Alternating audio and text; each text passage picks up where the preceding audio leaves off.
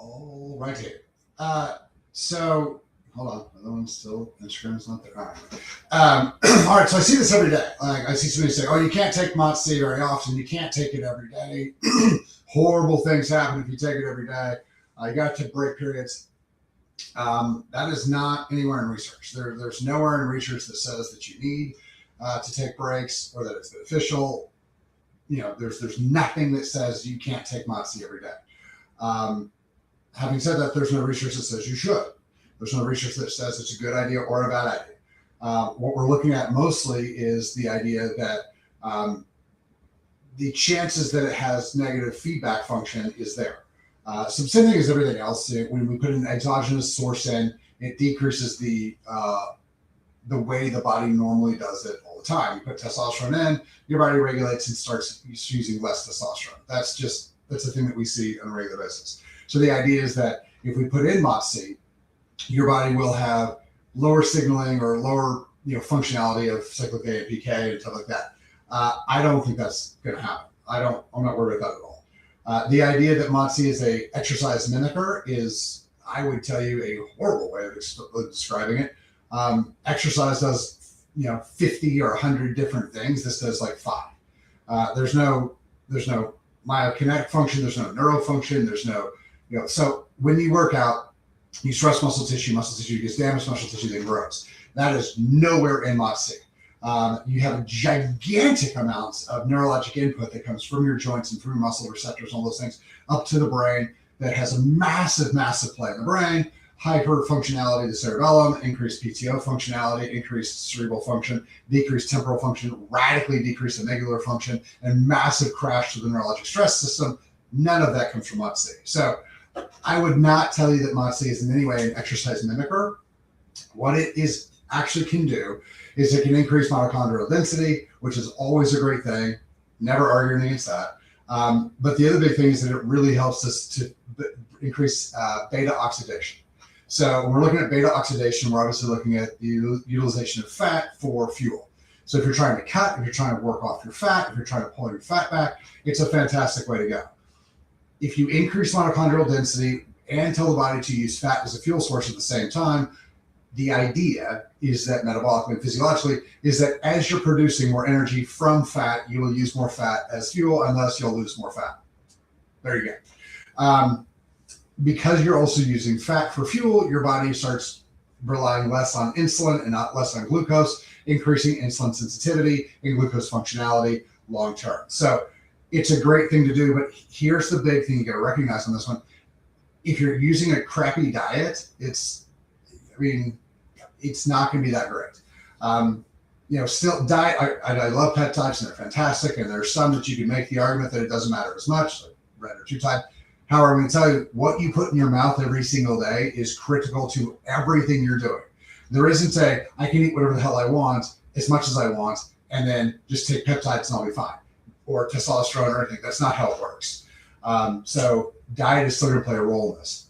Now, here's the only thing. If you're like, I'll take it every day and it'll be beneficial. Maybe it will.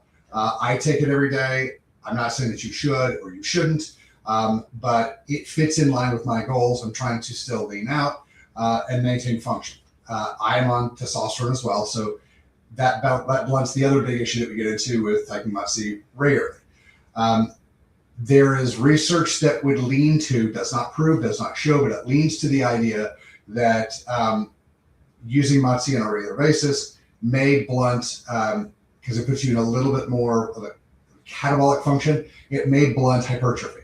So if you're lifting heavy, if you're trying to gain mass and all you care about is gaining muscle tissue, might not be your best option. However, if most people who are doing that are also they've dealt with their hormones, they got their hormones where they're supposed to be. And so the increase in testosterone should override that function of lack of or blunting of hypertrophy. So, as long as your testosterone is where it's supposed to be, again, this is one of those reasons I tell you, your primary foundation on all peptides is testosterone.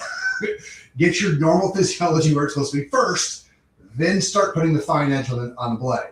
So, get your testosterone and get the hormones you really got to deal with are insulin, glucagon, and testosterone and estrogen. Those are your primaries. If you don't have those dealt with first, don't do anything else. So that's going to be Retta and testosterone for the vast majority of you, especially women, because testosterone converts to estrogen at the site.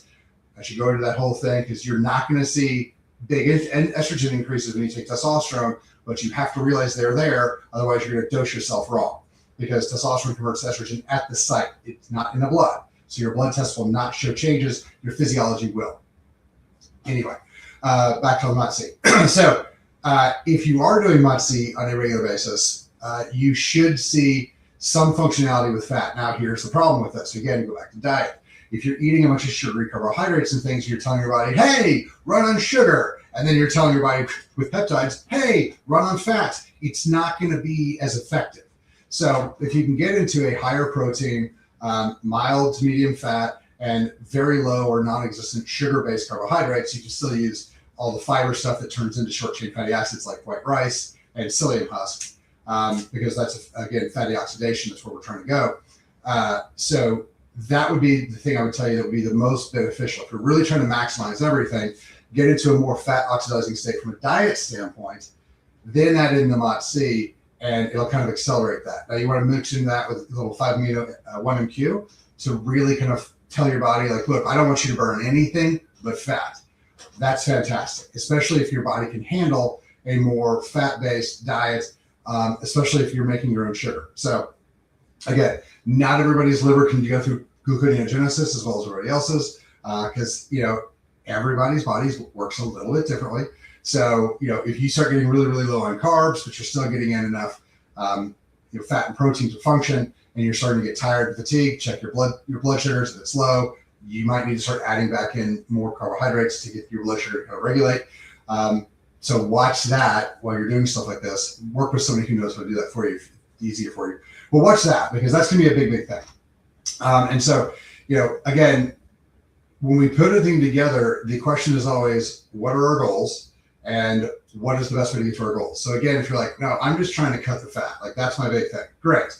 You can run MOTSc, and I would never tell you to run anything for an extended period of time, except for maybe Retta. And so, you might want to run MOTSc for, 6 weeks, see how you do, come off for a little while, give yourself 3 or 4 weeks, and then jump back on if you want to. But the biggest thing on that one is this is something that you're going to have to do for you. Like nobody else can do it for you because no one else has your body. You're going to have to kind of track it. How do I feel? How's my energy, throughout the day? How's my strength? How's my energy in the gym? How's my nausea? How's my mental clarity? How's my sex drive? How's all the things, right? How's my metabolic function working for me? And then when you're on it, how is it? Take a break. How is it now? Get back on. Did I see any change? So those are going to be some of the things that you're going to want to do for you. But just, as an FYI in this, I hear everybody talk about how you can only do it like twice a week, or if you do it every other day, or you can only do it for like 3 weeks and you have to take a 2-week break or else horrible things happen. I've not found any research that says definitively yes or no on that. But I think the reason for that is because there's not a lot of research done, especially in humans, with it. There's a bunch done in animal studies, and it's showing more benefit than harm.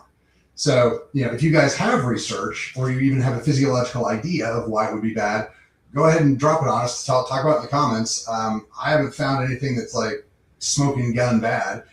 I haven't found anything that's like, oh, you should definitely do this for the long term. So I'm doing it that way, but I'm monitoring everything. I do blood on a regular basis on me, and I track all my stuff really well. So, I don't think it's a problem for me. So if you guys have any questions, hit us up, questions@chalmerswellness.com, or we'll talk about it in the comments. You guys have a fabulous day. Thanks for your time.